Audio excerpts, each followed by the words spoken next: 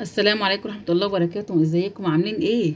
النهارده هعمل معاكم صوص حقيقي هينفع لكل اللحوم، المشويات بالاكتر او المقليات. ده فلفل احمر انا منشفاه عندي في البيت، بحب اعمله انا، يا اما فلفل اخضر بحمر عندي، يا اما انا بشتريه احمر زي ما هو واغسله تمام التمام، واقوم ماسكاه كله ايه بابره وفتله كده واعلقه لحد ما ينشف خالص، ويكون مغطياه بايه بقماشه خفيفه خالص. بعد كده هبتدي ان اطحنه زي ما انتم شايفين كده، برده بالبذر بتاعه، لازم يكون بالبذر بتاعه. تمام، تطحنيه طحنه محترمه كده وتركنيه على جنب لحد ما اقولك ان شاء الله هنعمل ايه. هجيب بقى طاسه وحطي فيها معلقتين 3 4 زيت، يعني بصي بقى ده براحتك انت. حطي فيها شويه زيت محترمين، وهولع عليه النار وما تكونش عاليه قوي، انا مش عايزه اقليد، انا عايزه الزيت يسخن بس. تمام، وهبتدي بسم الله الرحمن الرحيم، اللهم صل على سيدنا محمد وعلى اله وصحبه وسلم. هبتدي نحط الفلفل بتاعي، دول تقريبا حوالي 3 معالق من الشطه، بس لازم تكون بالبذر يا جماعه. تمام، النار عندي هاديه خالص، وابتدي احط عليهم 3 فصوص توم برضو محترمين كده ولاد ناس. تمام، واللي اول مره تدخل القناه ما تنساش اللايك والاشتراك في القناه ليصلك ان شاء الله كل جديد.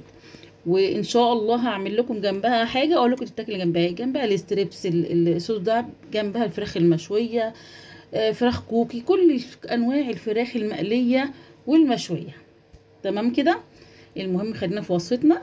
خلاص كده يعتبر التوم طلع ريحته حلوه قوي مع الفلفل الشطه، الاتنين حاجه تحفه. هنا بقى هحط معلقتين سمسم، دول اختياري، بس انا اقول لك حقيقي السمسم مفيد جدا جدا جدا، وبيدي تست عالي قوي.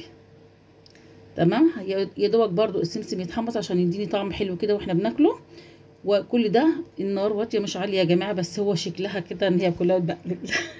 هجيب نص كوبايه من الميه، هحط فيها معلقه نشا واحده، وممكن لو احتجت شويه ميه تاني، لو حسيت ان الخليط تقيل معاكي زودي شويه ميه مش مشكله. خلاص، انا طبعا الكوبايه دي على فكره دي كوبايه قهوه مش كوبايه شاي، يعني انا مش حاطه ميه كتير. خلاص كده هبتدي بقى ان انا ايه زي ما قلت لكم لحد ما تحسي ان الخليط بقى الى حد ما قوامه كويس، مش مكتل اهم حاجه.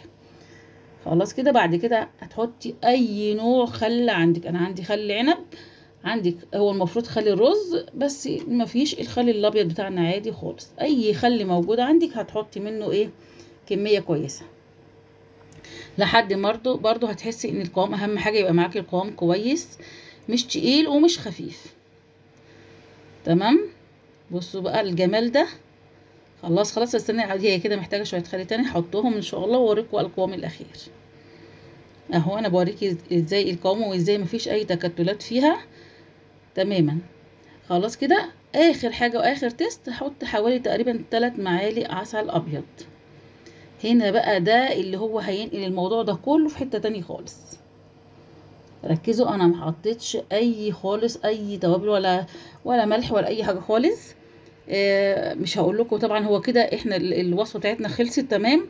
واللي هو الطعم بين اللي هو سويت اند صور اللي هو الحلو والشطه والحاجه والثوم كله بيدي حاجه ما شاء الله، تست عالي جدا جدا جدا يا جماعه مع الفراخ.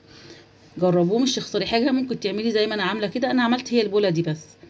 فجربيه وحطيه في برطمان صغير خالص في التلاجة، وقت ما تاكلوا اي فراخ او اي نوع زي ما قلت لكم قبل كده هتحسي بالفرق بالطعم والجمال. ونرجع ونقول الاكلات كلها اذواق، وان شاء الله يا رب يكون الذوق عجبكم. اشوفكم على خير، والسلام عليكم ورحمه الله.